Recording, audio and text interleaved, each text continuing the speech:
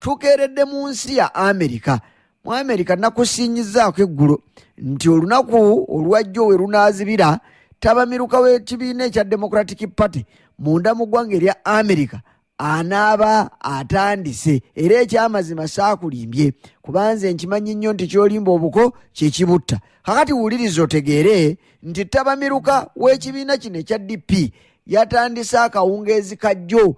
Mwanange yatandikidde mu Bugumo, era akabugumo akaliwo kalungi naddala ku ludda luno olwa Democratic Party bw'olugeraageranya n'oludda lwe luvuganya nalwo olwa Republican Party olukulirwa omusajja omukulu Donald Trump eyali azzegawanye mu mbeera yonna teba kuba ntaanya etta amenvu ne bikyukakyukamu singa olwaleero Donald Trump ali waggulu. Kyokka ebyo tujja kubinyumya. Naye tabamiruka ono watandikidde kugambye nti akabugumo keeyongedde naddala mu candidate agenda okukiikirira ekibiina kino oba okukikwatira bendera wamu n'omumyuka we kandukuviire ku ntono ng'omunafu asanze we bajjula. Munnange okufaanana ne Republican Party ye yamaliriza ensonga zaayo eza tabamiruka ono ennaku eziyise emabegaawo, ne Democratic Party nayo yasuubiza nti lunaaba lwa 19 omwezi guno ogw'omunaana nabo ne batandiikiriza ensonga wakati mu kweteekerateekera akalulu akagaludde. Anti ennaku z'omwezi zijja kubeera 5 omwezi ogw'e11 ogw'omwaka guno olwo nno akalulu kalyoke kakwajje munda mu ggwanga erya Amerika. Era omulunya mpuliriza newankubadde nga tabamiruka wa Democratic Party yatandise olunaku lw'eggulo, kyokka era kubadde kunazaako bunaza n'okwongera okutuusa oluwalo olw'okubeera nga bafuna candidate anaakwata bendera, kubanga bulijjo okufaanana nga olukuŋŋaana bwe ruti baba bajjiddemu kumanya ani agenda okwesimbawo, ani agenda okukwatira ekibiina oba ebibiina naddala bino ebibiri ekya Republican Party nga n'ekinneekyo kino ekya DP bwe kityo bwe kikola ensonga. Kakati bano olutuga nti benkanyenkanye bali baamala ne baamaliriza nga bafunye Donald Trump.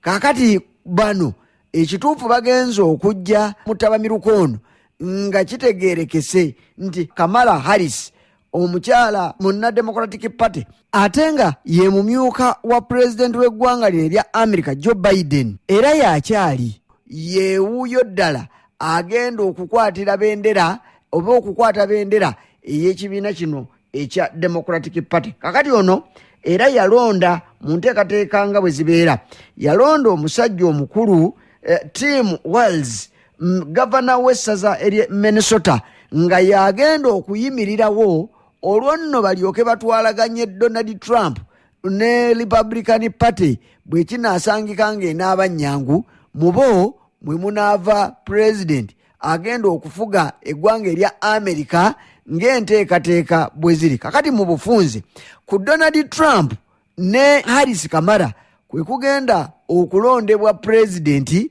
anaafuga eggwanga lya Amerika mu biseera ebijja okutandika n'omwezi ogw'e11, kubanga amazima gali nti tewakyaliwo mulala yenna asuubirwa kubanga yagenda okwesimbawo okuleka bano ababiri be ba candidates ab'ebibiina ebinene ebyo eby'obufuzi munda mu ggwanga erya Amerika. Ono ye Donald Trump ne Kamala Harris munna DP.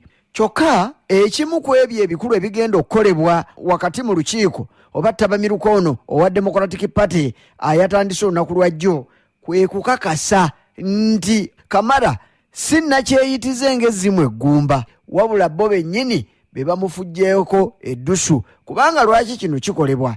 Bulijjo kino kikolebwa oba enteekateeka zonna zikolebwa wano mu tabamiruka, naye we tutuukidde mu tabamiruka nga kyakakasibwa dda, tewaliwo yadde okuwannaanya nga bwe bandikoze, tewaliwo avuganya.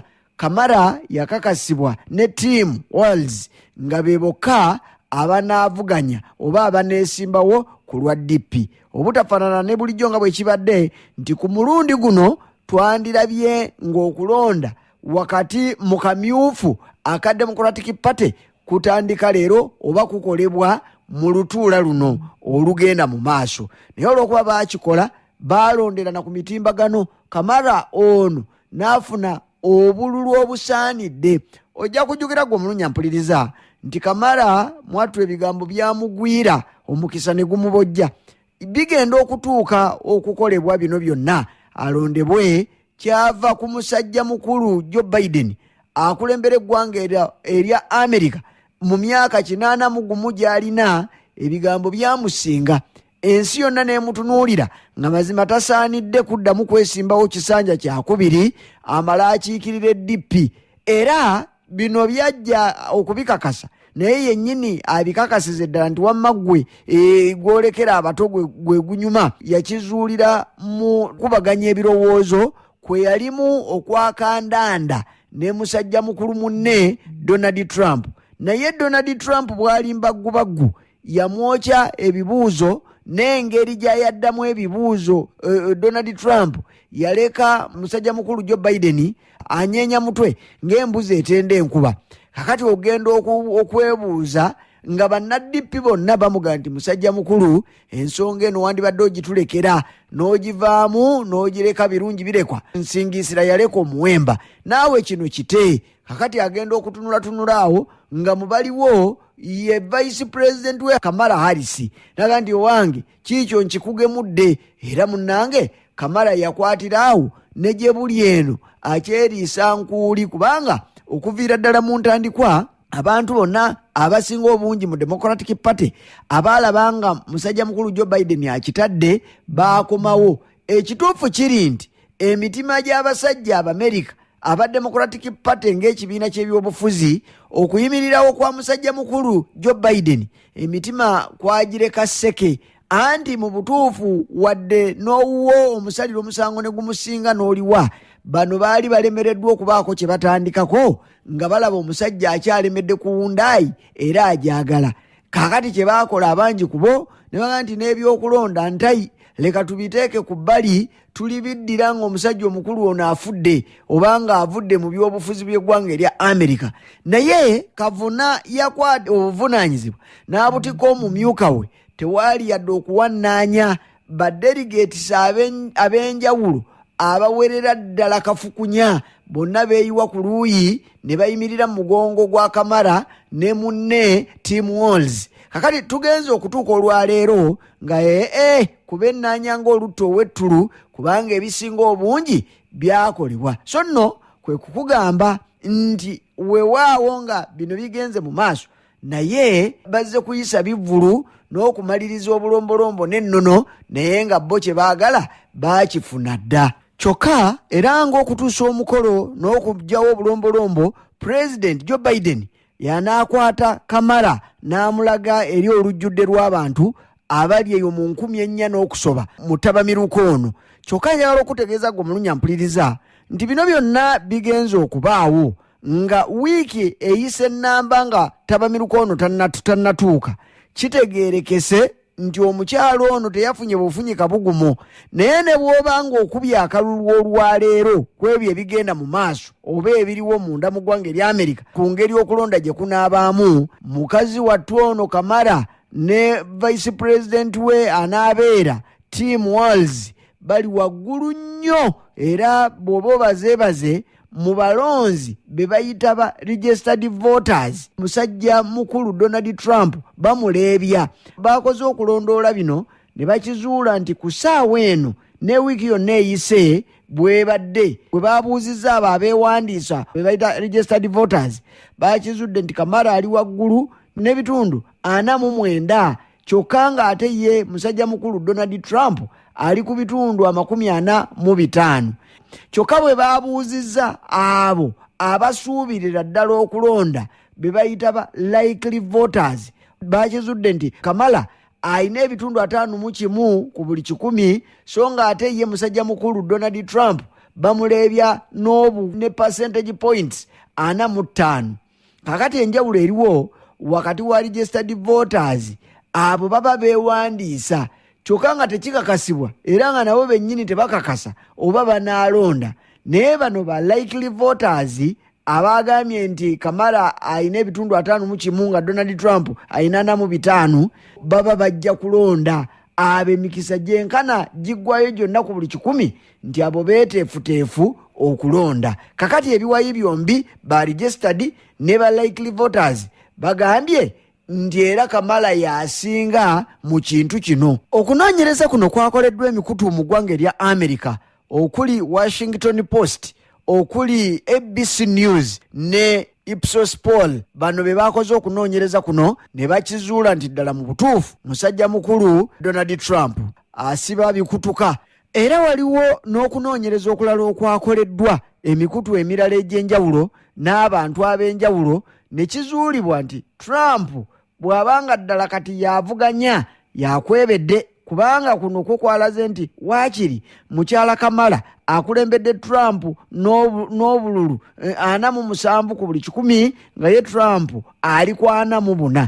Kakati era ne wabaawo okulala okwakoleddwa ne kuzuula nti era Kamala yabadde ayina 49 nga Trump ayina 45.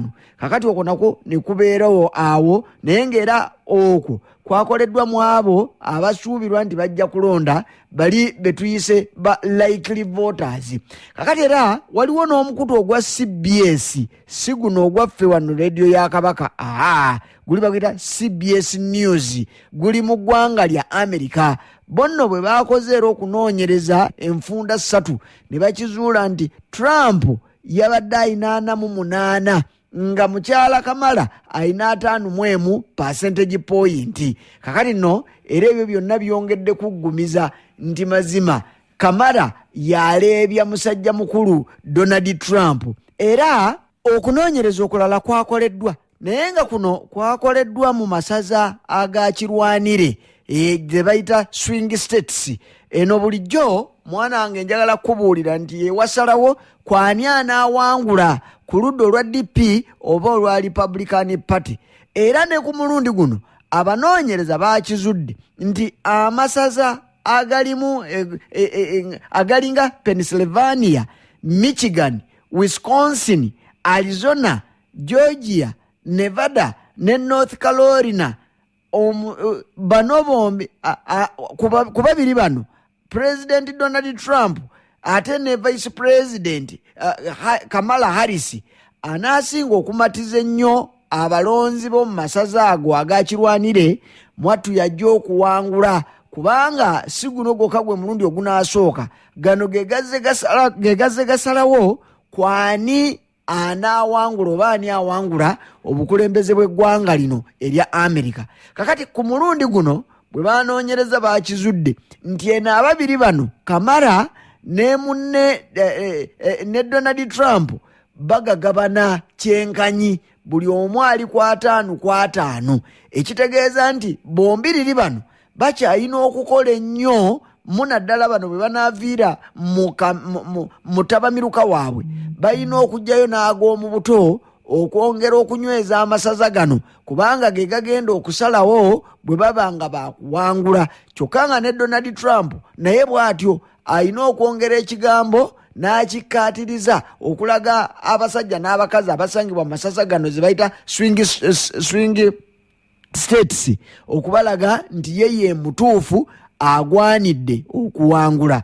Mu butuufu abasajja abanoonyereza ku nsonga zino bakizudde nti bw'obeera ku ground kigambo kya Luganda twakiganda waza wano, nti bw'obeera ku ground mu ggwanga erya America n'obuuza abantu Donald Trump bamumanyidde ddala, era bw'ogeraageranya ebigambo by'ayogera olwaleero mu butuufu n'abantu bakimanyidde ddala nti birungi era biwoomu, bangi bandibyagadde.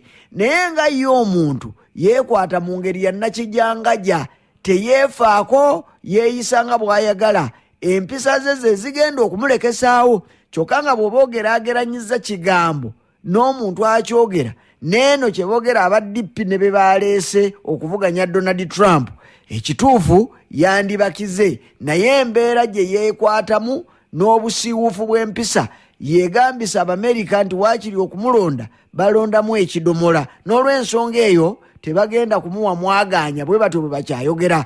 Kyokka emirundi mingi oba oli awo akalulu kasobola okukyuka ne kakyukira ddala ate kakati yo Democratic Party wetunuulidde okumanya ng'ebigambo tebinnaba kwanguwa nnyo n'akamu, kwe kuba nti tebannabaako n'akamu n'akatono okuyimirira mu kaguli bano ababiri okuwanyisiganya ebirowoozo, buli omu awa endowooza ye ku ngeri gy'agenda okufugamu eggwanga erya Amerika, n'ebibuuzo bibeewo, buli omu abuuze munne ebibuuzo. Jjukira enteekateeka eno ye yaviiriddeko musajja mukulu Joe Biden ebigambo okubisuulawo n'aba nga yasigidde eyabadde omumyuka we Kamala. Kakati Kamala bw'anaaba naye ensonga tazikutte bulungi, wano we balindiridde we wali akakunizo akayinza okumukuba akakonge kennyini kakukubo akayinza okumukuba ne kamujja mu lwokaano, kubanga obutafaanana naye ensonga zino gye zitandikidde gw'omulunya mpuliriza. Bulijjo Donald Trump ensonga bwe yabadde akyazikutte ng'atunuulidde musajja mukulu munne Joe Biden, yabadde tayagala nnyo bya debate zino. Ng'aga nti bandikozeemu oba bbiri ne guba ng'ekyo nakyo kiwedde bakivuddeko. Naye ku mulundi guno ate Kamala mwana wange yawakanya ennyingi, yaga nti ne bwe ziba ntonotono zimala, era okukkakana yakakasizzaako emu egenda okubeerayo ng'ennaku z'omwezi 10 omwezi ogwo ogujja ogwa Septemba. Kakati ziri endala musajja mukulu Donald Trump z'ayagala ezo zo tebannabazikakasa, kubanga mu nkubaganya ye ey'ebirowoozo ku nsonga eno agamba nti ku mulundi guli emikutu gy'amawulire egyenyigira mu kukubaganya mu kukwasisa enteekateeka eno mwattu tegimala. Ne ku mulundi guno waakiri bawa omukisa omukutu ng'ogwa Fox guno gw'abawagizi ba Donald Trump ne NBC nabo benyigiremu babeeko kye bakola okulaba nga enteekateeka eno eggwa. Luli twalina ABC gye yalowooza nti oba oliawo teyakimala bulungi. Kakati tulinze nga 10 ogw'omwenda tulyoke tulabe ensonga zino nga bwe zinaabeera, naye nga waakiri ekyo kye kikakasiddwa Kamala nti eyajja kugibeeramu kaaberubaale kaabe Katonda. Omulunya mpuliriza, njagala kukubuulira nti ensonga za Donald Trump zigenze zibulirayo obutafaanana ne we yajjira. Ojjukira nti tabamiruka w'ekibiina kino ekya Republican Party we yabeererawo, era we waali engeri y'akabenje akaali kagwiridde musajja mukulu Donald Trump, anti mwana mulenzi w'emyaka 2 yali amuyisizzaamu ekisabbaawa ng'ayagadde okumumaza obulamu bw'ensi eno obuwoomerera omubisi gw'enjoki. Taba kubeera Katonda eyazza ebibye singa kati Donald Trump tumunyumyako ng'omugenzi, naye bwe yavaawo amaanyi ge yafuna gaali mangi nnyo, naddala gwe yali avuganya naye Joe Biden n'enviiri ne zimuggwa ku mutwe. Kamala agenda okujja nga Donald Trump amaanyi agayinawo nnyo nnyawo, naye munnange ebyali ebyannyuba bikuseera enkejja amazzi egaleka mu nnyanja ne bajja bagisibira mu luwombo omuli otuzzi otutono. Kakati ku mulundi guno wetwogerera bino byonna musajja mukulu Donald Trump baabimutwalako dda, era okumanya baabimutwalako dda abatunuulizi b'ensonga eno baakitegedde nako ne bakikakasiza ddala nti mazima gennyini entambula za Donald Trump n'engeri gye yali akubamu kampeyini yakendeera. Era waliwo bannamawulire bannantabwekebera abaagezezaako okubuuza Donald Trump ono ekyamutuukako, oba nti mukazi muyima yamutuulidde ku kisaabo bamuyambe bamumwegayiririreko. Donald Trump bw'ali mbagubaggu ya musajja yabazzeemu nti kyakoze kimala, era ekyo kikyamalira ddala okutuusa wanaetaagira okuddamu, naye nga mu butuufu kwabadde kwekaza kwennyini nga talina lugendo nnyo luli awo. Kyokka abatunuulizi b'ensonga eno bongedde kukiteeka ku nteekateeka ya Donald Trump gye yali ateeseteeseemu ng'ajjeyo n'ag'omu buto ng'agajjiddeyo musajja mukulu munne Joe Biden. Ono yali amweteekeddeteekedde n'amalayo, naye laba bwe bamukuba bbusu ky'otannalya tokyesunga. Laba musajja mukulu Joe Biden bw'ava mu lwokaano n'alekamu ono omukyala afuukidde Donald Trump akayinja mu ngatto. Kaakati bye banoonya okwogera ku mukyalo ono bawammanta biwammante, ne bw'olaba bawummulamu mu kampeyini zaabwe ne batagenda nnyo kinene, kubanga ebyokwogera ku Kamala byakuwammanta. So nga ate era gwe gumu ne vice president wanaabeera Tim Walz naye ebyokumwogerako byakuwammanta buwammansi. Kale nno olw'okuba nti notice baali bakozesa musajja mukulu Joe Biden, bino bibasobedde bwe byakyukamu era balinze babadde baganye n'okugaana okwongera mu maaso ne debate, kubanga debate ze zaabazaalira akabasa bwe baamanyisa ensi nti musajja mukulu Joe Biden talina lugendo naye n'akitegeera, laba n'asigira avaawo asigira ejjenje lisigira Nabbubi. Ye lwaki sikoma wano